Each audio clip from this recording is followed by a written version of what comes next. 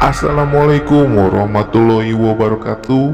Halo semuanya, berjumpa lagi di channel kita Cerita Seram di Malam Hari. Bagaimana kabar kalian semuanya hari ini? Semoga baik-baik saja ya. Seperti biasanya pada malam hari ini saya akan menceritakan pengalaman aneh yang menyeramkan. Sebelum saya melanjutkan ceritanya, jangan lupa diklik tombol subscribe dan tombol like-nya agar kami lebih semangat lagi membuat cerita tentang hantu. Cerita ini berdasarkan dari kisah nyata yang dialami seorang pegawai swasta di Jakarta. Sebut saja dia Mr. A, 30 tahun. Pada saat itu Mr. A sedang melakukan aktivitas rutin setiap pagi layaknya pekerja biasa. Di perusahaan Mr. A selalu melakukan briefing atau toolbox meeting setiap pagi untuk pembagian pekerjaan. Pagi itu briefing dibawakan oleh manajer area. Layaknya manajer menginformasikan perkembangan perusahaan kepada karyawan dengan waktu yang cukup lama. Sampai-sampai karyawannya pun jenuh mendengarkannya. Mr. A mencolek teman yang berdiri tepat di sampingnya. Sebut saja dia Rizky. Mr. A memberitahu kepada Rizky bahwa Mr. A melihat gelagat aneh yang dialami oleh teman kerja wanitanya. Dia adalah Neneng. Ki, coba lu lihat muka Neneng deh.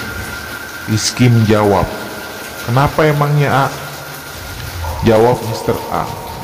Kok mukanya pucat banget ya? Rizky pun menjawab dengan apa yang dia tahu. Tadi pagi sih dia bercerita sama gue. Katanya lagi sakit perut, datang bulan. Mr. A menjawab. Oh begitu. Tiba-tiba si Neneng tersenyum dan pandangannya terlihat kosong. Lama-lama senyumnya dia berubah menjadi tangisan dan karyawan semua yang ikut briefing terkejut melihat keanehan yang dialami oleh Neneng. Neneng seperti orang yang sedang kesurupan, berteriak, meronta-ronta, sampai kaki dan tangannya dipegangin oleh teman wanitanya. Tetapi teman wanitanya ini sampai kesusahan untuk menahan berontakan si Neneng. Sampai-sampai manajer area pun menyudahi briefing shift pagi waktu itu. Lalu si Neneng dibawa ke musola dengan cara digotong oleh teman laki-lakinya, yaitu Mr. A dan Rizky, dan satu lagi temannya Colai.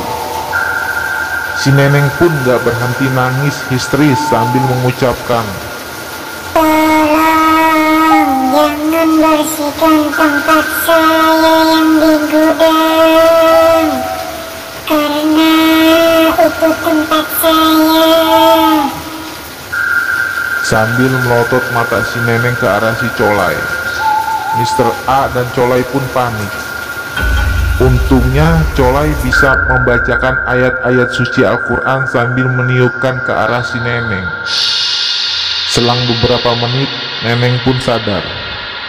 Neneng tidak tahu apa yang sudah terjadi pada dirinya. Dia hanya merasakan sakit dan pegal pada bagian punggung. Neneng pun diizinkan pulang ke rumah oleh atasannya.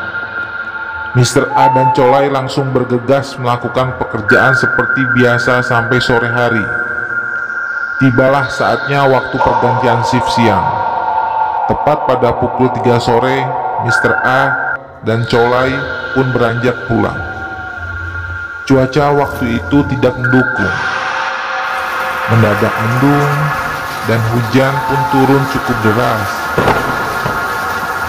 Mr. A pun tidak bisa pulang karena hujan yang cukup deras sekali.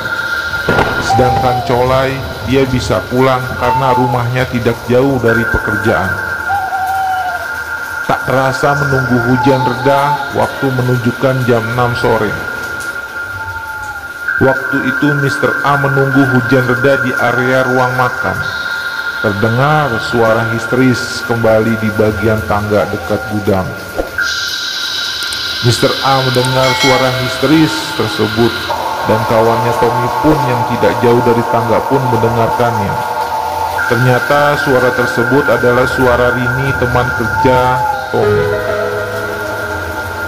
Ternyata suara tersebut adalah suara Rini, teman sepekerja Tommy. Tommy pun langsung menanyakan ke Rini, "Rin, kamu kenapa?" Jawab Rini, "Enggak, aku enggak kenapa-napa." "Serius, Rin, kamu enggak kenapa-napa?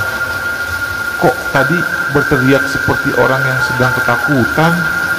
Rini menjawab, "Beneran, Tom, aku enggak kenapa-napa kok," dengan raut wajah yang pucat dan penuh dengan rasa ketakutan. Tanya Tommy, "Kok kamu pucat sekali?" Barulah Rini bercerita jujur kepada Tommy bahwa Rini melihat ada sosok wanita tua menyeramkan yang sedang berjalan ke atas area gudang penyimpanan barang-barang. Tetapi Tommy pun tidak percaya yang dikatakan oleh Rini, karena area gudang tersebut hanya bisa dimasuki oleh staf karyawan saja. Selang waktu beberapa menit, Rini langsung menangis histeris sama seperti yang dialami oleh Neneng tadi pagi. Teman-teman sesif Rini pun panik melihat tingkah laku aneh yang dialami oleh Rini. Teman-teman bertanya kepada Tommy, karena Tommy lah teman terdekat Rini di pekerjaan. "Tom, Rini kenapa?" Jawab Tommy, "Gak tahu gue. Tadi sih dia bilang lihat sosok wanita tua menyeramkan di atas tangga." Selang waktu pun berjalan. Teman sesif Rini pun tidak ada yang bisa menyembuhkan Rini. Akhirnya Tommy pun terpaksa menghubungi Colai untuk datang ke kerjaan lagi, karena Tommy tahu bahwa Colai adalah orang yang bisa menangani jika ada yang kerasukan. Tak lama Colai pun datang. Colai datang tidak sendirian, dia membawa seorang ustadz yang dikenalnya. Hingga akhirnya ustadz pun berinteraksi dengan Rini yang dirasuki oleh nenek-nenek tua yang menyeramkan itu. Ustadz bertanya kepada arwah yang sedang merasuki tubuh Rini, "Assalamualaikum, siapakah yang sedang merasuki tubuh ini?" Ustadz bertanya kembali, "Kenapa kamu merasuki tubuh ini?" Arwah pun menjawab, "Saya sangat terganggu jika ada orang yang membersihkan gudang ini. Saya tidak mau keluar dari tubuh ini. Saya mau membawa dia ke alam saya." Ustadz pun akhirnya membacakan ayat-ayat suci Al-Quran hingga akhirnya arwah yang masuki merasa kepanasan tidak kuat. Hingga arwah tersebut pun akhirnya keluar dari tubuh Rini. Alhamdulillahirabbil alamin, semua teman-teman mengucapkannya. Rini pun lemas dan merasakan capek. Dia tidak tahu apa yang sudah dia lakukan barusan. Pak Ustadz memberitahukan ke Rini bahwa barusan tubuh Rini sudah dimasukkan oleh makhluk halus. Pak Ustadz memberi saran kepada Rini harus banyak-banyak istighfar dan jangan tinggalkan sholat agar terhindar dari makhluk halus atau jin. Hingga akhirnya setiap hari Jumat, Mr. A dan di kerjaannya selalu mengadakan pengajian dan doa untuk arwah-arwah penunggu tempat kerja tersebut, agar tidak ada yang mengganggu lagi ke semua karyawan yang bekerja.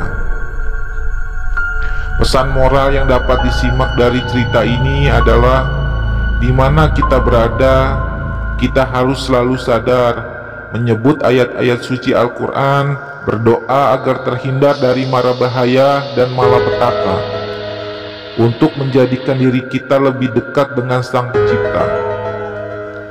Sekian cerita dari saya malam hari ini. Dan buat yang mendengarkan cerita ini dari awal, saya ucapkan banyak-banyak terima kasih. Jangan lupa diklik tombol subscribe dan tekan loncengnya, agar kami selalu menyajikan konten-konten yang selalu membuat bulu kuduk merinding. Sampai jumpa lagi di cerita selanjutnya. Selamat malam.